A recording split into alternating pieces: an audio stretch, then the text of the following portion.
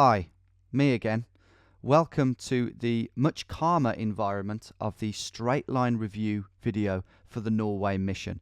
A video in which we take a closer look at this beautiful line, scrutinize it, have a look at where it went wrong and where it went right at any given point. But also, perhaps more significantly, I am going to explain to you, or at least attempt to explain to you, a couple of things that aren't quite right with the line that has been laid down. And those issues stem from a fault with the GPS, I believe, and then an inevitable couple of mistakes in the planning process that are my fault. It's a confusing blend between the two. It hasn't had too much of an impact on the line, but it means that what you've seen on the series, the deviations and the calculations and the distances aren't quite right, and you'll see what I mean just in a couple of minutes. But before we go into that, let's just have a little gawp at this line.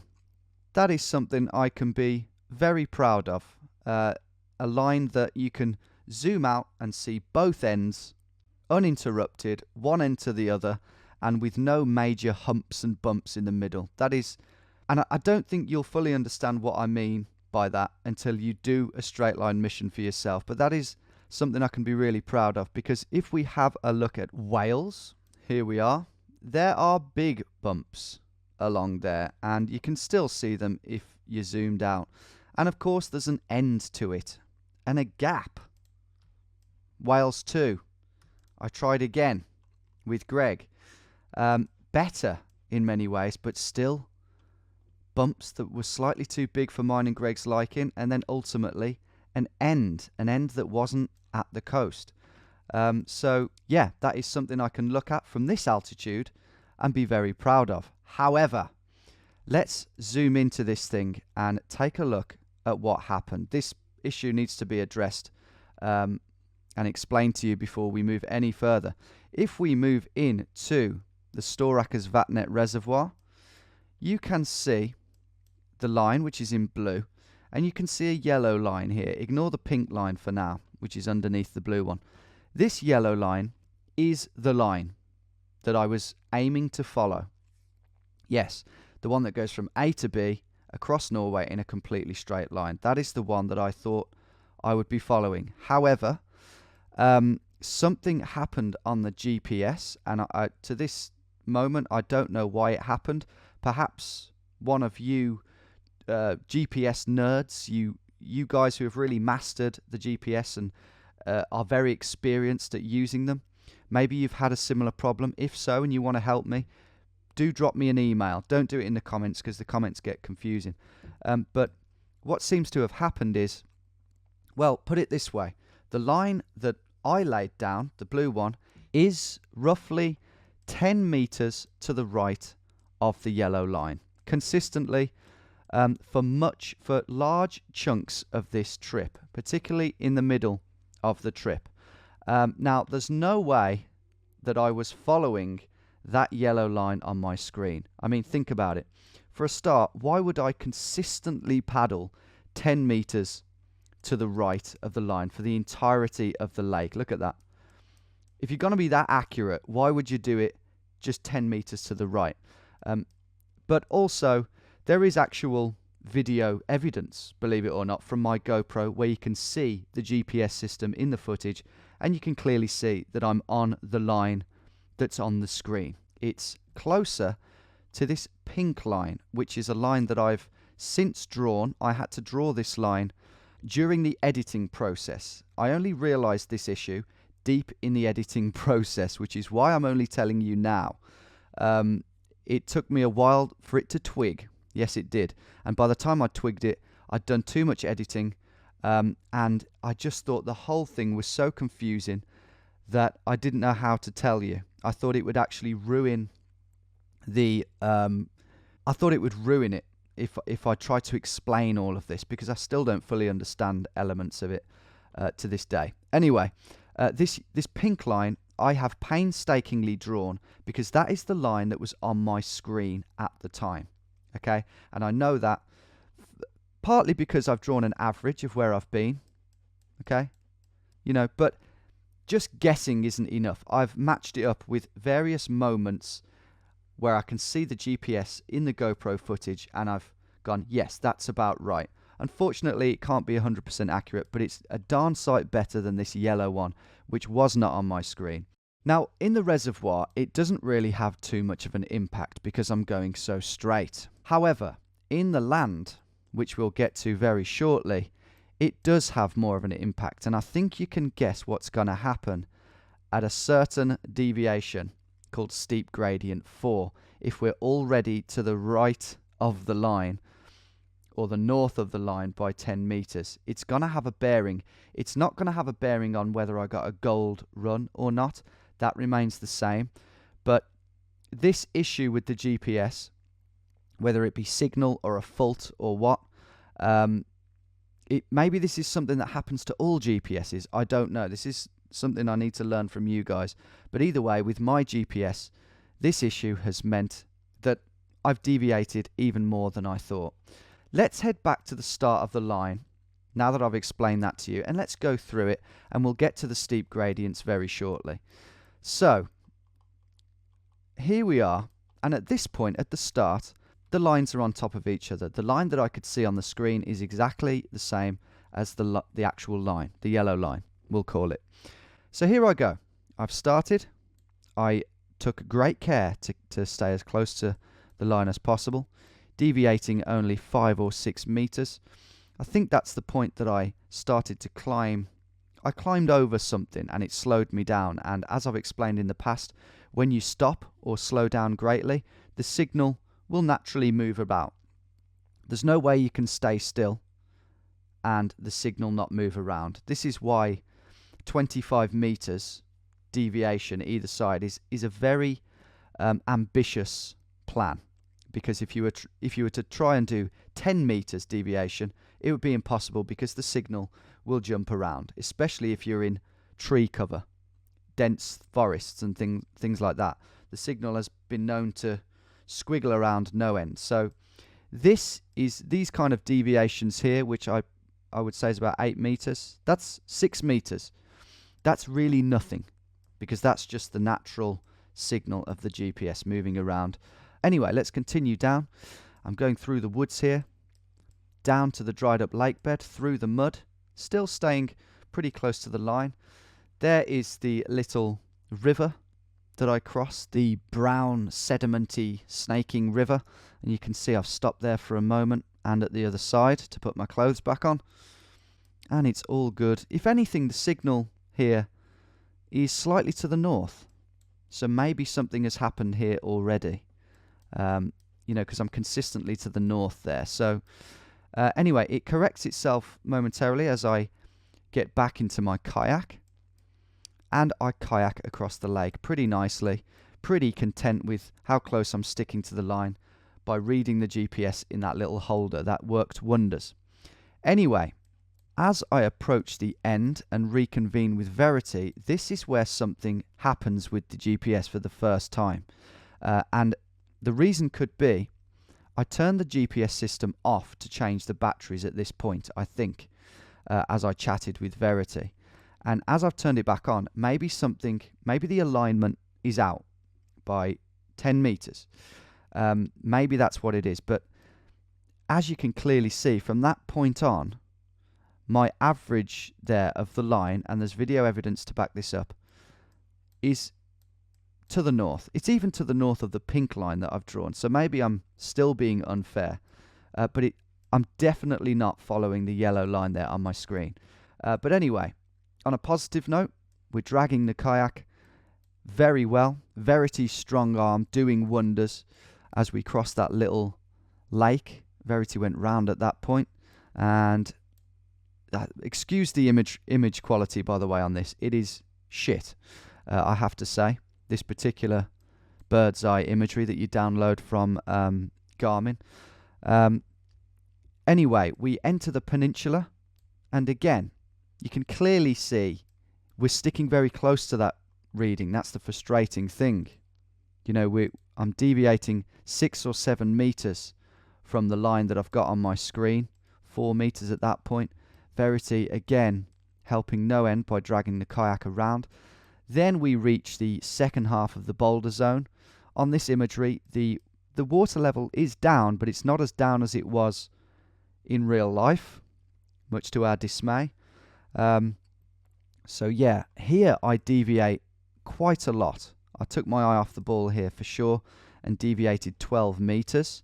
From the actual line, it would be about 22 meters from the actual line there. That's scary. But overall, apart from that blip, we do a good bloody job of sticking to that pink line. And this is where the kayak starts. And as you've seen, I don't need to go into too much detail on the kayak. Bit of a deviation there, 7 meters or 8 meters. But that's pretty much the furthest. Here's another one. I think that's where I drifted back, where I took my eye off the ball, 7 meters. But really, I'm sticking very close to that pink line. Oh no, that'll be it there. That's the bit where I drift off, is it? That's 13 meters.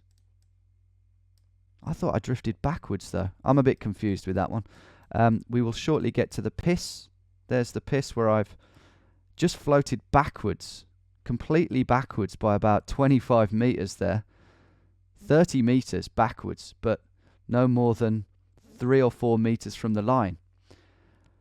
Yeah, the harsh judges of you will say you can't go backwards and then forwards. I would agree.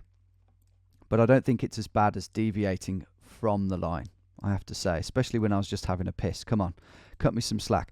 Right, anyway, we are approaching now the funnel of the lake, and we're getting up to the dam. Are we recording? Yes, we are. Good, because this is important. This is where things get very confusing and go a bit tits up.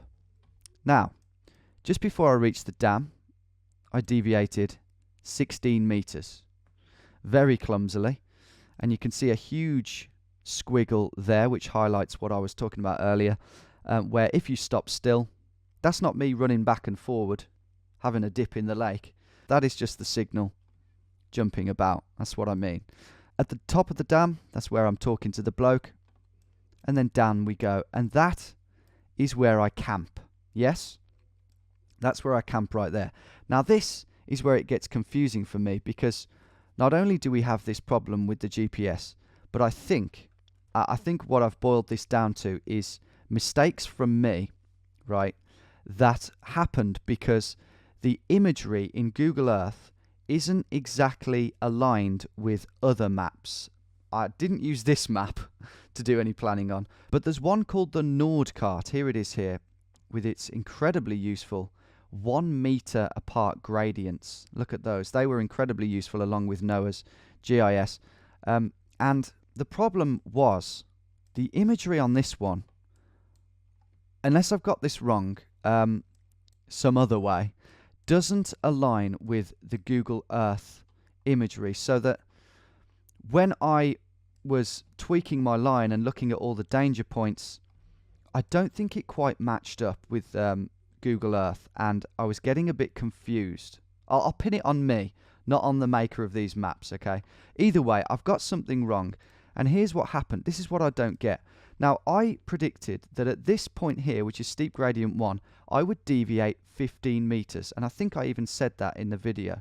Now, I calculated that I don't need to go more than 15 meters to the left. That's what I said, isn't it? And I do deviate 15 meters from the left of the pink line. But if I've done that, why have I ended up on the yellow line, which is meant to be the line that I was meant to deviate to the left of? That doesn't make any sense to me. It's almost like this yellow line now isn't right and the pink one is. So moving on, at this one I predicted I would deviate 15 meters to the right by skirting around, remember? What did I deviate? 13 meters. I should point something out very quickly because the keen-eyed among you will have noticed something.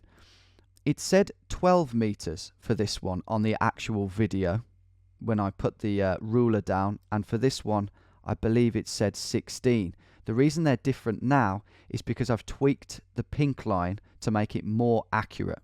okay? I twigged that there was an issue, and I'd figured out what it was, and I had to go back into the editing, and I had to draw this line up, this pink line, and it wasn't quite accurate enough. I've made it more accurate since, and I'll show you an example of why. But anyway, these are more accurate now. So 15 meters that way, 13 that way, but from the actual line, I was going to go 28 around there.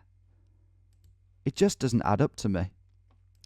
Maybe an actual clever person can work it out. Anyway, back to the positive spin on things, the bright side, and I do manage to stay very close throughout this valley. I managed to do very well climbing up this steep gradient, which is steep gradient 3. Very good there. And then we get to the crux. We get to the biggie. Here it is. You can see it already, and you can imagine what's going to happen here. There's good news and bad news. I'll start with the bad news. I deviated from the actual line. Let's get that tight. 39 meters. Yeah. So it's still a gold run, but it's a hell of a lot worse than 28, which is what you thought I deviated. The good news is I've looked at the footage, and I'll show you a clip here. If you look there on this clip, you can just see that the pink line is actually at this kink here. So that is a much more accurate line. How far was I? 25 meters. You couldn't write it, could you? So I was 25 meters from the line that was on my screen. So in a way, I didn't do too badly there. But in reality, I did quite badly, 39 meters. So it really has put a dampener on things. It's kind of, it depends how you look at it. It has pissed me off, to be honest, this whole thing has. And I've only got myself to blame partly for not noticing this issue earlier on my GPS. Some of you commented on the Wales videos saying, I'm pretty sure your signal is 12 meters or 10 meters to the north. And you're right. I've looked back at the Wales lines, and there are sections where that has happened. But because I was so much more clumsy on the first one, in the Wales one, I mean, I'd already deviated about 100 meters at the Swollen River. And I was much more clumsy in general in the woodlands. So I just put it down to me being shit. But I was being harsh on myself. Yes, there would have been an issue with the GPS. It is more noticeable in the Norway one because it matters more. We're talking fine margins, platinum or gold. And going forward, I certainly don't want this to happen again. Whether I have to buy a new GPS system, a much more expensive one, so be it. But hopefully, it should be a problem that can be rectified. I'm going to contact Garmin, and hopefully we can sort something out. Maybe there's something I can do in the future to stop this from happening. But I certainly don't want it to happen ever again on the next mission or any other mission for that matter. So moving on, I'm still descending here and I'm still being clumsy. I'm deviating, and we've got to get in the middle of the line to the middle. 11 meters there. So not ideal. Moving on. That's the river. I don't know what happened there. Is that where I filled up the water? Quite possibly. And not doing too badly here. And we're approaching now the area that I ate the beef jerky. That didn't throw me off too much in a lateral sense. That's the part where I climbed up that particularly steep bank, which only took me 8 meters from my pink line and only 19 from the actual line. This one is interesting because with the new amended pink line, which is more accurate, as you can see, that's where I've stopped and I've gone back on myself and round. This is steep gradient 5, the one where I had to climb up the grass where there was a gap, a bit of a gnarly gap. Because I've tweaked the pink line further away, it's more than 25 meters from the pink line. I deviated 26 from the line that was on my screen. However, the good news is, when it comes to the yellow line, I'm only 15 meters, 14 meters away, which is what I predicted on the screen. Listen. Left 15 meters. See? I was correct that time. I would only deviate 15 meters from the yellow line. It's all very confusing. Moving on though, the good news is from this point on, I did stay very close to the line. I think that there might be the furthest deviation. 10 meters? No, I think there's a 12 somewhere. But either way, we can just scroll along this now. I think that's steep gradient 6 there. You know, just a bit of a zigzag up the line. A few more deviations there. That's where I had a dip, so that'll be steep gradient 7 right there.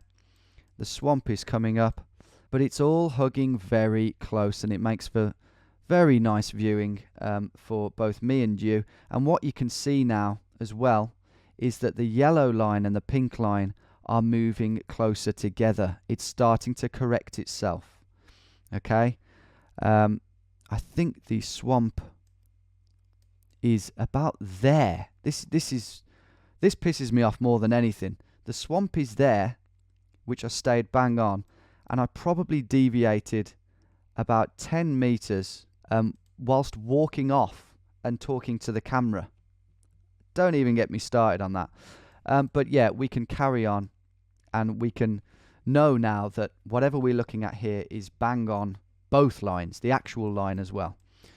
And moving on. Yeah, a few little wiggles here and there. I'm starting to get tired at this point. This is the biggest deviation. That's 14 meters. Okay, not 12, 14 meters there. I don't know where the hell that was. It's very hard to tell because it's just, I don't know, unremarkable wilderness, isn't it? From a map point of view. No major landmarks. But all of this is absolutely fantastic. Despite the tired legs, I'm really trying to stay online here to rectify the earlier mistakes and make sure that I do not deviate more than 25 meters. Here we are, right down to the village. There's the first house. There's the second one. You can hardly see them. The second one, as I said in the video, was 7 meters off.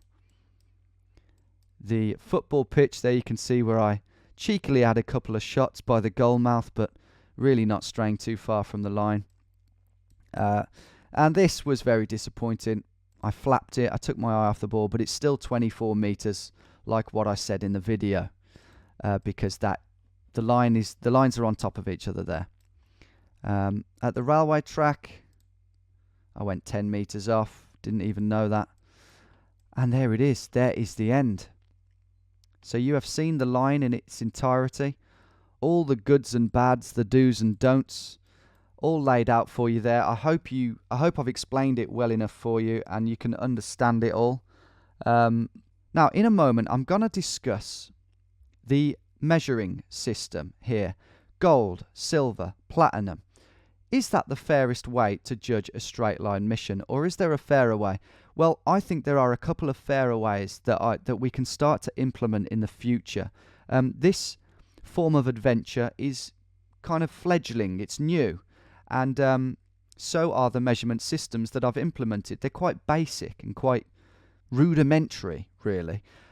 So I'm going to talk about that in just a second, but just before we move on to that, some of you might be wondering, is it possible to draw a line, a brand new line, a third line, that straddles the blue line, the line that I laid down, in such a way so that I'm never more than 25 meters from that line? The answer is no, I'm afraid. At the start, as you can see, we are 24 meters to the north, which looks ridiculous. I don't like the idea that, you've got this line and it's constantly 24 meters to the right of you. I don't really like this, but it's fun to do, I guess.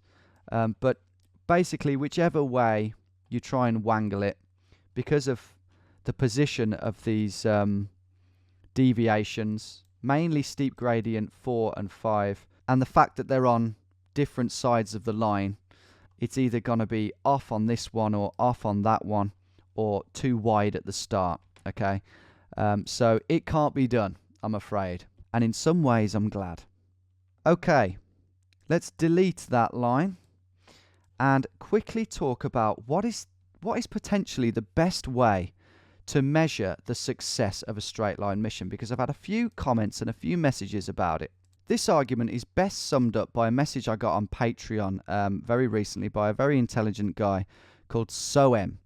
And he says, "Hi Tom, I've been watching your straight line videos and I see you use this system of platinum, gold, etc. for measuring how on track you were. I think it's a bit unfair, because if you deviate by 25 meters once, you lose your platinum immediately, even though you can be perfectly on track for the rest of the route. Likewise, you could constantly be off for 24 meters and still get a perfect score. So, here's my idea for a better system.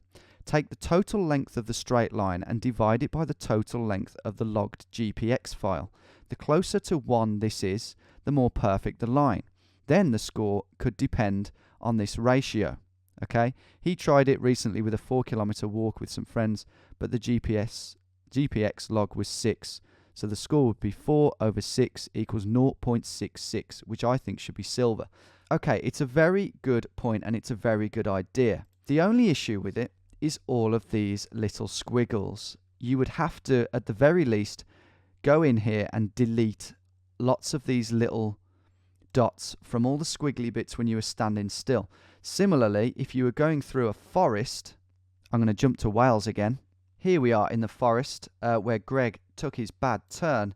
All these little tiny wiggles where we're crawling through the undergrowth but trying our best to stay on line. Look here.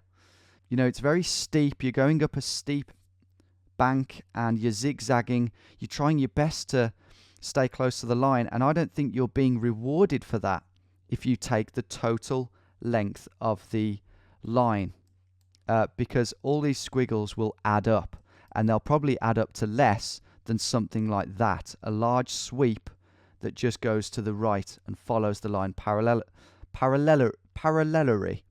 Okay, I think he's on the right lines, but here was my answer, and this is what I suggest unto you now. 2 other ideas would be as follows. The first one, calculate the distance from the line at every meter. Now you'd need a computer to do this because we're talking miles and miles here. Maybe you could do it every 2 meters. You calculate the distance of your line from the line at every 2 meters intersection and add them all up and draw an average. Is there a piece of software out there that could do it? Maybe so. Another way to do it, which I also think you would need a computer to do, definitely, unless you wanted to be there for years, calculate the size of the area of land in between the line and the route travelled on the map.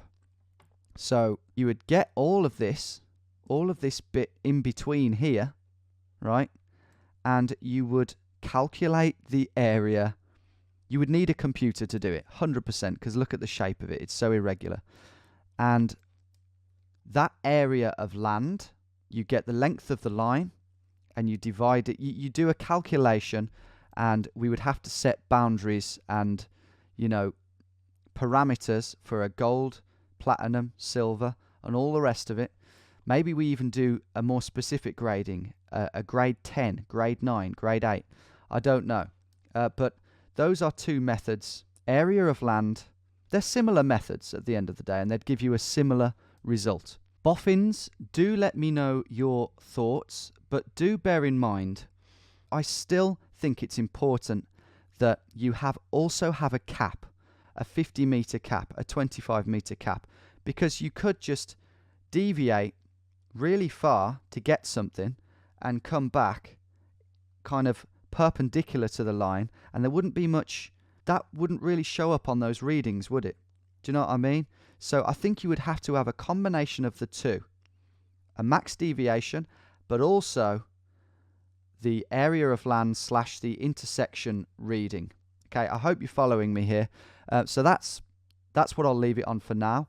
Apart from, if anyone is an absolute computer nerd and is really interested in the straight line mission as a concept and would like to be a pioneer of how to figure out how to measure it, and you think you can do that, you think there is software out there that can do it, drop me an email.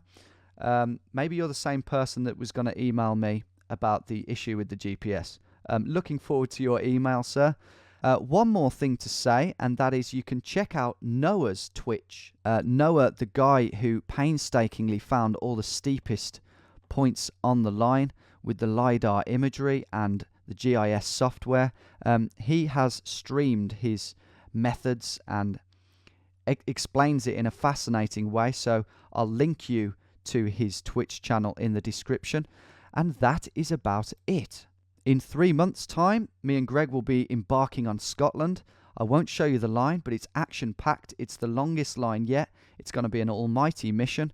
I was going to do something even bigger before then, but as it stands, I'm opting, I think, for a handful of much smaller day missions, mini missions, but action-packed ones. Miniature, day-long, action-packed missions in some very well-known places.